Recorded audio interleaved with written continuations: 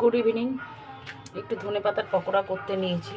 ধনেপাতার পকোড়া করতে গিয়ে লাগছে আমার ধনেপাতা, পেঁয়াজ, আদা কুচি, রসুন কুচি, বেসন, চালের গুঁড়ো, আর হচ্ছে কি আপনার লঙ্কা কুচি দিয়ে ভালো করে এরকম করে চটকে মাখবেন। ধনেপাতার পকোড়া করতে লাগছে, আবার বলছি, আদা কুচি, লঙ্কা কুচি, রসুন কুচি, সব কুচি, ধনেপাতা কুচি, পেঁয়াজ কুচি, তারপরে লবণ, হলুদ, মিষ্টি, এই যে মাখাটা হলো লবণ, হলুদ, মিষ্টি, আর হচ্ছে গিয়ে আপনার লবণ, হলুদ, মিষ্টি দেবেন, আর পরিমাণ সামান্য জল দিয়ে এরকম করে টাইট করে মাখবেন। চালের গুঁড়া যদি নাও থাকে বেসন দিয়েও আপনি করতে পারবেন।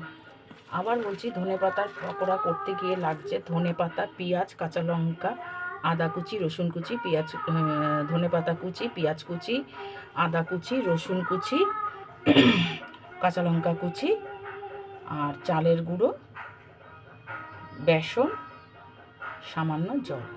কড়াইতে আমি তেল দিয়ে দিয়েছি, তেলটা গরম হচ্ছে।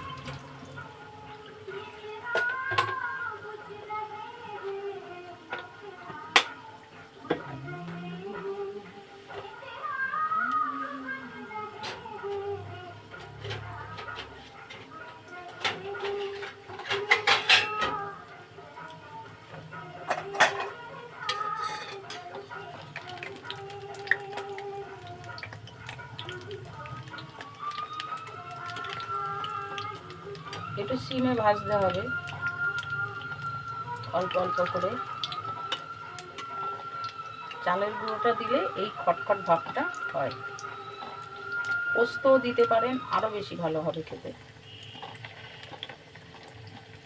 সব কিছু আমি ঘরোয়া হিসাবে দেখাই, কারণ ঘরোয়া রান্না বলে।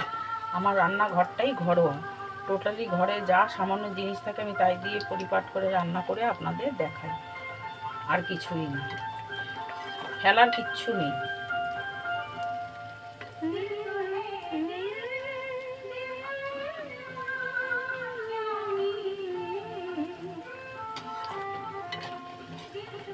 একটা খয়রা মাছে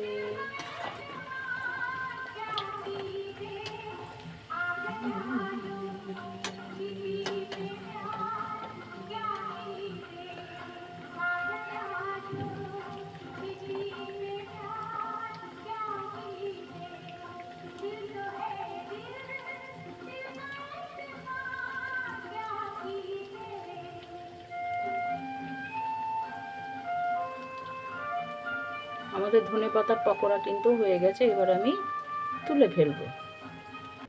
খুব সামান্য একটা রান্না দেখাচ্ছি ঘরোয়া। আমাকে আমার ভাইয়ের বউ মিতা খয়রা মাছ দিয়েছিল ভাজা খাওয়ার। আমি এটাকে কি করেছি, পাতলা করে ঝোল করেছি।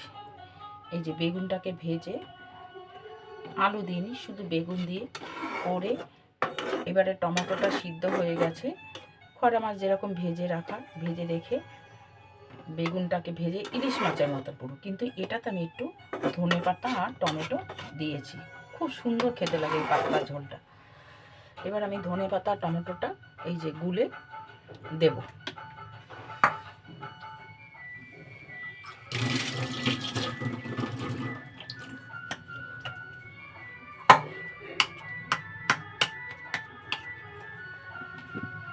পাতলা ঝোল কিন্তু, হ্যাঁ, কাঁচা লঙ্কা হলুদ দিয়ে স্রেফ রান্না, আর ধনেপাতা টমেটো। প্রথমে আমি মাছটাকে ভেজে নিয়েছি, তারপরে বেগুনটাকে ভেজেছি সুন্দর করে ভেজে, আপনার হলুদ কাঁচা লঙ্কা দিয়ে পুরো জল ঢেলে দিয়েছি। কেন, বেগুন ভাজা হয়ে যাওয়ার পর আর কিচ্ছু নেই করা, কোনো জিরার গুঁড়ো লঙ্কার গুঁড়ো কিচ্ছু লাগেনি, কিচ্ছু না, স্রেফ হলুদ লবণ মিষ্টি আর হচ্ছে টমেটো একটা আর ধনেপাতা কুচি। ধনেপাতাটা দিয়ে দিয়েছি, দিয়ে এবারে একটু ফুটিয়ে নিচ্ছি।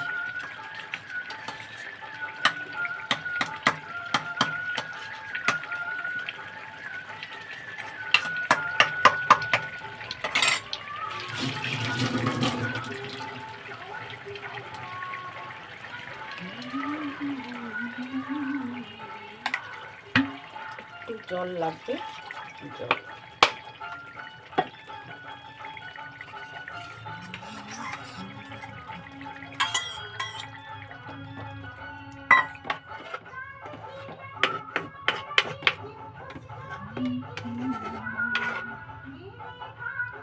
এতে ধনেপাতা দিয়ে যতটুকু ধনেপাতা বেঁচেছে সেইটাই আপনাদের আমি পকোড়া করে দেখালাম। আমার ভালো লাগে, এখন আর কিছুই না।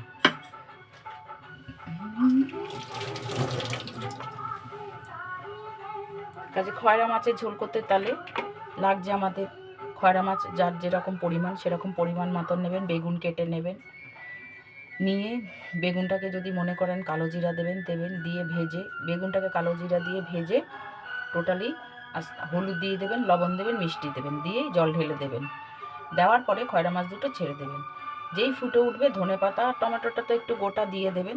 সিদ্ধ হয়ে গেল, নাবিয়ে ছোলাটাকে ছাড়িয়ে এই যে আমি যেরকম কাঁচা লঙ্কা আর টমেটো ডলে দিলাম, এই স্রেফ কাঁচা লঙ্কার ওপর এটা রান্না। ঠিক আছে,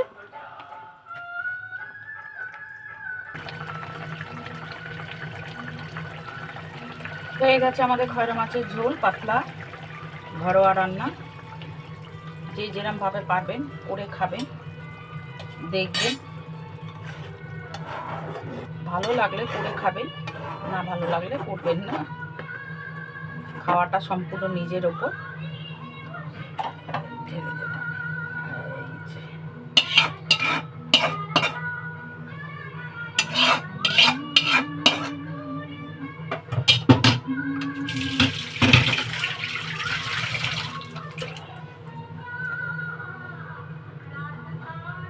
এই যে আমাদের খয়রা মাছের ঝোল কমপ্লিট।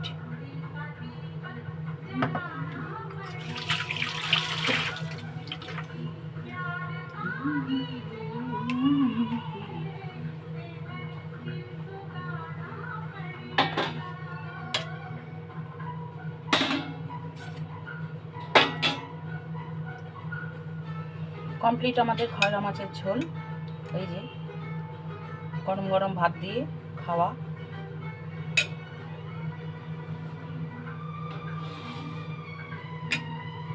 আর এই যে ধনেপাতা পকোড়া। আমি একা মানুষ, তাই অল্প করে করেছি, খাবো। সবাই ভালো থাকবেন, দেখবেন, লাইক কমেন্ট করবেন।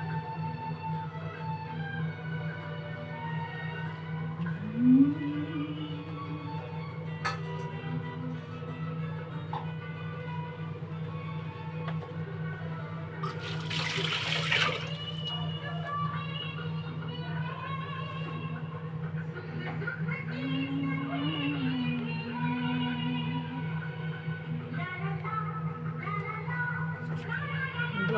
সবাই ভালো থাকবেন, সবাইকে ভালো রাখবেন।